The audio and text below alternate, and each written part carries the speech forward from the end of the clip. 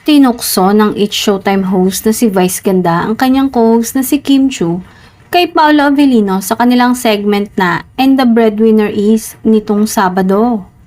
Jowa mo din si Paolo? Mapanuksong tanong ni Vice nang binanggit ni Kim na magkasama sila ni Paolo sa Rojas City para sa Sinadya Festival. Batiin mo si Paolo, mag-I love you ka rin. Dagdag pa ni Vice na ginatungan ng mga It's Showtime host at kinakiligan ng madlang people.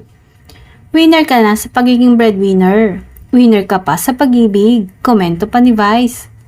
Ang saya-saya naman ng Pasko mo. Gatong naman ni Vong. Talagang hiyawa ng audience sa loob ng studio habang si Kim ay biglang nainitan daw. Dahil nga sa sweet moments ng Kim Pao ngayon ay napapaisip tuloy ang mga netizen na hindi lang for work ang kilig nila at mukhang pang real life na rin daw. Samantala, excited na ang fans na makita ang Kim Pao sa Sinadya Festival 2024 sa Rojas City, Capiz ngayong linggo.